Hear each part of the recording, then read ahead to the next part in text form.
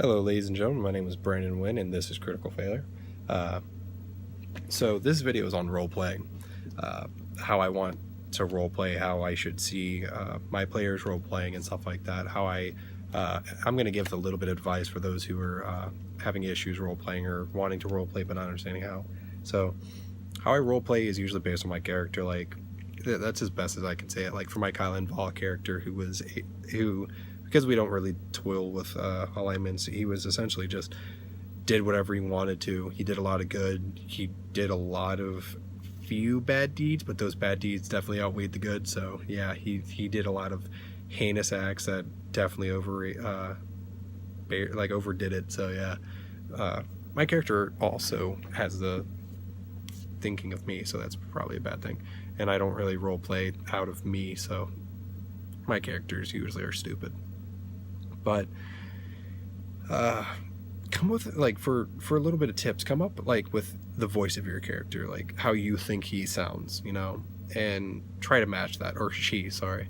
Like come up with how they sound in your head and how they act, how they feel, like how they naturally think, and such like that. For me, like to give you an example, like Kylan didn't really think in general. Like he would just be there. He never really did anything. He never thought before anything. So he just was impulsive, and he didn't really think about his actions. He didn't care for his actions. He was just existing, and he would do anything on the fly, and very little things that he did think about, he did it with great care.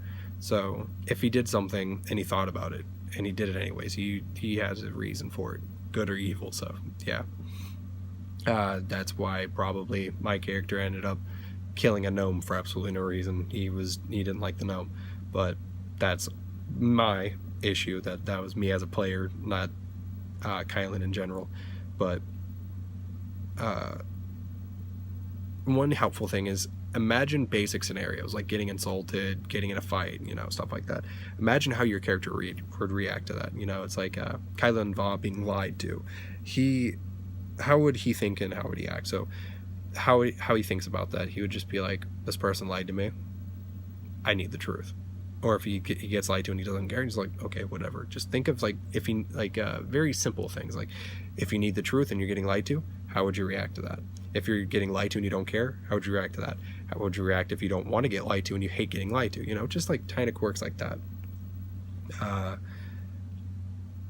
And how he reacts in like hostile situations versus like situations where like there's a lot of care. Like Kylan did not like being around a lot of people. He was already an outcast. He was outcasted from his youth. His parents were murdered and stuff like that, and he didn't really like people. He'd never had a good life in general after his parents were murdered and stuff like that. And then his wife and kid were killed too, so he didn't really enjoy much. He was like 300 too, so that was amazing. Now this I have seen.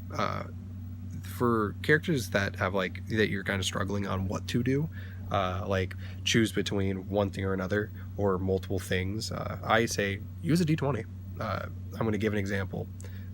Say that there's like a selfish path, selfless path, a good path, and a bad path. Like for some reason they're all separate, and you have a d20. Select one for each. So it's like, say it's selfless is 1 through 5, selfish is 6 through 10, good is 11 through 15, and then bad is 16 through 20. You roll it, and whatever it lands on is like that number between this number and that number is what you do. And that's like the easiest thing to do. It's really not difficult. And even if you think it's kind of out of character but you can't decide, that just means that your character is conflicted, so you do what your character would do, and it's not even that bad. I think it's really cool. I've seen it happen. I've done it actually, not as Kylan, but as another character. I've seen Ed do it. That's actually where I got the idea from, was him. So I'm going to give him props for that. Like that's a really cool idea. And role playing itself, if you feel uncomfortable with it, just kind of do it by yourself. And that's even worse for me, is like trying to role play by myself, because it's like I'm stupid. I realize how it's stupid. If you want someone to laugh at, like I was playing a tiefling who essentially acted gay, but he wasn't gay. And my brother was playing, and Ed was playing, and I wasn't DMing, but my character doesn't know my brother's character, like, whatsoever. We're not related in the game. He was an orc, I was a tiefling. My character just hit on everyone just to make them uncomfortable. That was the point. And I would say the weirdest crap to my brother's character as a character.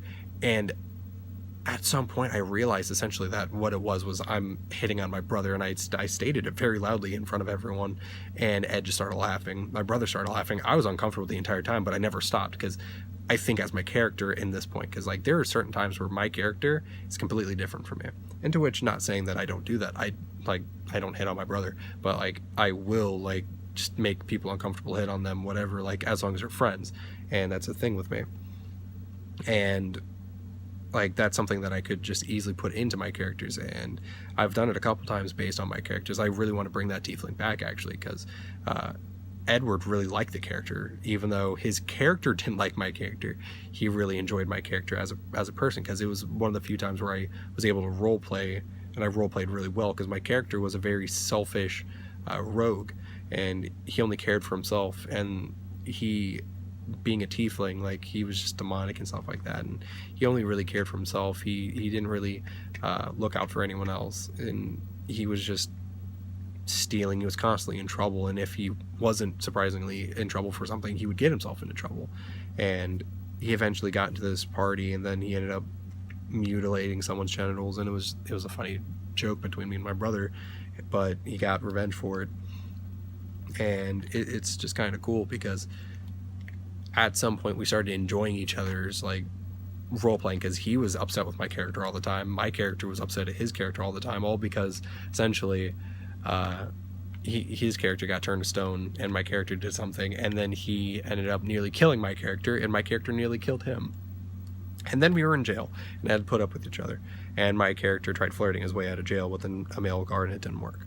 But yeah, that, like stuff like that, you know, it's like, even if it's weird to you, just do it. If you're good at doing weird things, and like things that make up people uncomfortable, and you want your character to do that, you know, just don't do anything too out of the way. Like, don't do anything physical to another character or another person, I would say, because there was a story that I heard from Ed about, and I think I started watching this video too a while back, but it was like a guy who was I think it was a guy who was a furry, and he was playing as a lycanthrope, if I'm correct, and he was okay at first, and then he started like doing the, you know, the animalistic like licking yourself thing, and then he was licking other characters in game, and then he started saying, you know, how about we take this a step further into role play, and I start licking you guys, and the other guys were like, what the hell, no. And he got like, if I'm correct, he got upset after that, but I'm not 100% sure. I haven't seen the video fully, but Ed can talk more about it. But it's like stuff like that, don't do that. Like, if your friends are fine with it, you can go ahead, but don't push your limits at first. Like, talk to people, definitely ask what's okay, because I remember when I was watching Critical Role second campaign, in the shower scene, or the bathing scene, where they caught up with Ashley's character Yasha, Beauregard just kept making sexual jokes and innuendos left and right, and I saw in the comments about how a woman, if I'm correct, it was a woman, sorry, was kind of uneasy about it, because it seemed forced, and it seemed like Ashley's character didn't want that, and that Ashley didn't want that, and it seemed like they were uncomfortable, and a couple other people were uncomfortable with it, and that's what it seemed like to that person. And I understood that, because it's like, yeah, I can see how someone's uneasy about it, but I'm also the type of person of, if people can't take it, kind of like, don't play with them people. Like, I don't play with people who try to physically touch me while I'm playing a game that they shouldn't be physically touching me. Because me and my brother, like, when I was playing that tiefling, we didn't physically touch each other whatsoever. We didn't do anything that our characters would have done, because his character, if we did anything, he would have legitimately killed me in game, because he almost did, and then I would have legitimately killed him because he almost killed me. And it's just one of those things to where it's you got to learn the limits of your other players, you know. That's one thing I would do. Me, I'm too spot on for that. Like, I understand that it's kind of hypocritical, but role playing is a lot of that. It's a lot of improv. But I would definitely advise knowing what your fellow players don't like, because you don't want to have a really cool party that like you're playing really well, and then you do something stupid thinking that one of the other characters is going to be fine with it, and then you lose a friendship in real life, and then your party has a rift in it because your character did something stupid. And something similar has happened, actually, something similar, and that was something that I did on purpose as a character to an NPC, and I thought he would have been cool with it, but he wasn't. And just seeing that as an NPC, like how he reacts, like if another person, like an actual person, can react even remotely similar, like it's gonna happen at some point. So I would say, like, kind of be wary of that. Just at least try and figure out what people are okay with in the most bare bones like way.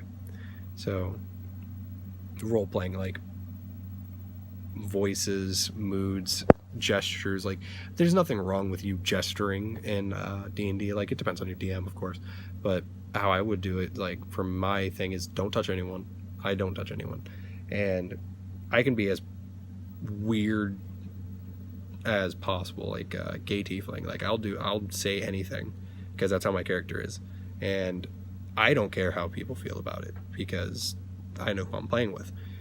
But if I were in a different setting, like I know for a fact I would care more. I'd be like, all right, what can I say? What can I not say? Because I know for a fact that not everyone's like me. Not everyone's like my friends. So, you know, try to find out what you guys are okay with. And, you know, voices, try to come up with a voice for your character. If you think dwarf sounds Scottish or Irish, you know, like try, and you're playing as a dwarf, do that. If you're thinking elves speak more preppy and stuff like that, speak like that. If you think that you speak really slow for no reason and very deep, you know, do that. If you're just like speaking like normal, do that, you know, just like, as long as you're trying to role play, you know. And if you're uncomfortable with it, you know, talk to your DM, talk to your friends. If they're role playing like crazy and you're just like, I do this, I do that, and I will tell you straight up, the other players notice that. Other players are discouraged sometimes because of that. Everyone at my table usually loves role playing, and we've had to convince other players to role play because they were kind of like, it feels weird. And then once they started doing it, they loved it. I'm not even lying when I say that. Like, they really enjoyed it. I've got my brother to do it. I've got one of my friends who I tried getting into D&D before he went to MCRD Paris Island this last Sunday, but sadly weren't able to hang out until he went to it. But I hope he does his best, because I was there from the get-go for him. But he was really cool. He was playing a Dragonborn. He was the weirdest person ever when it came to playing D&D, and he role played so weird, but it was funny. And like, his character was not gonna fit in my campaign, so I kind of took him out of it because of just the way he was gonna play. Because I started and I was like, no, I can't do that. His character would literally get everyone killed immediately, and I just couldn't do that. So I took him out of the campaign, but we still tried playing one-shots with him. It was just weird, and we couldn't do it. So yeah, I've played with a friend of mine named Harrison. He plays when he can. Yeah, that's I think that's grammatically correct. He plays when he can, and he doesn't understand the "so what do you do" type of thing, like how Matt Mercer does, because me and my friends have picked that up. He'll just go, like, because he was playing as a ranger, he'll just go, I shoot an arrow into his eye. And I was like, you don't want to describe it? I just shoot an arrow into his eye. And then, like, he'll ask us, like, why are you getting so descriptive with your kills and stuff like that when it comes to other players? And it's like, because we are role-playing. You don't really understand how to role-play as a character, and that's understandable. Like, you live in California, and which I hope to God he's coming back someday soon, because he was really cool. But he's doing really good for himself, and oh man, that dude, sorry about that, kind of getting off onto a tangent, but it was really nice playing with him. He didn't really know the rules as a person. He's only played D&D a couple times, and it was cool, but I like to play with him. I'd like to play with Wesley if he would slightly get over certain issues, mostly issues that we have with him, just basic things that it's more of, I'm DM, I have ultimate say-so of rules, even if I know the rules or don't. And even if, like, it's like a rule that I don't know and it's one way, but I feel like it should go another, it's like, you kind of got to give it away. And even Ed would say that. And that's not specifically towards Wes at this point. It's just like, I am completely fine with getting told what the rules are if I don't know the rules. But if I know the rules and you're like, that's not how that works, it's like, I'm the god of this game. What the fuck is wrong with you? It's like, this is a solid, I am telling you this is happening. And some players don't like that, some players do. And if your DM doesn't like role-playing, you know, it's like that, I understand that. Just, and you like role-playing, try and find another DM. Like, you know, like, don't leave that game unless you want to. But it's like, if you don't want to leave, stay in the game, just role-play at a different game. Or try and start a game yourself and say, like, hey guys, I want you guys to role-play. Like, say that. You know, if you don't know how to DM, I would advise, and if you don't watch Critical Role, go watch Critical Role. Like, watch how Matt Mercer plays. And of course no one's going to be exactly like Matt Mercer, but like, look up how people play, you know, look up DMing tips, stuff like that. And don't like, if you see something you don't like, don't listen to it. You know, it's like, some people are like, don't do this, don't do this, you know. It's like, that's understandable. And you know, there's very few things that I don't like as a DM that not play characters but players do. I think the biggest one is people who essentially are rule Nazis and are like, well, I'm going to do this and power play it. I think the power players, I would say, I don't like, all because they're essentially trying to get it to every way possible to make their character as OP as possible for absolutely no reason. Even in the most campaign logic, they don't do it for a reason. They're just like, I just want to do the most damage for no reason. And my character's like, I don't do that. Like, it's just like, what the hell, dude? And like, I understand if you want a power character yourself. It's just, I don't like that. Like, I understand, like, you want to have a high AC. Like, if you want to have a really high AC, like 20, and there's a way for you to do it, man. Like, I understand if you just want to do that, but there's just times where it just goes overbound, where it's like, okay, I have a 20 AC, I have to have the most damaging weapon, I have to have this specifically, I'm going to use my wish spell to do this, to get this thing, and then this thing, then this thing. And it's just like, bro, you need to calm down. So, yeah. Things are strange on that aspect. Like, role-playing kind of goes in multitude of directions. Either it's really good or really bad. That's how I see it. But try to, again, for a little bit of review, find a voice, mentality of your character, how he reacts to certain situations. That'll help a lot, and then you can build from that. And just stuff like that. And if you can't decide, like, do the dice method. That's a really cool method. So yeah, do stuff like that. It's really cool. But yeah, I'm at the end of this video. I completely ran out of things and I was getting on many tangents. So thank you guys for watching. Please like, subscribe, and, you know, all that jazz. Go comment in the doobly-doo down below to tell us what you guys want to see. That'd be great for us. Definitely do not videos, comments of like questions and stuff like that if you have them and such. Don't be afraid to go like and follow our Instagram, Critical.Failure. I try to post her at least once a day. I currently have a thing up talking about how I did my other video about the demons and stuff like that. Like, I have a video up talking about a creature that I'm creating in Homebrew currently as I'm making this video. So you guys get to name it if you figure it out, what I'm making. That's on our channel, and you get to name it, which is really cool to me. I already have the specs and I've already had it made. I just don't have a name, and I want you guys to name it. So yeah, go check us out on our Instagram and, you know, do all that jazz. So that's kind of it. See you guys.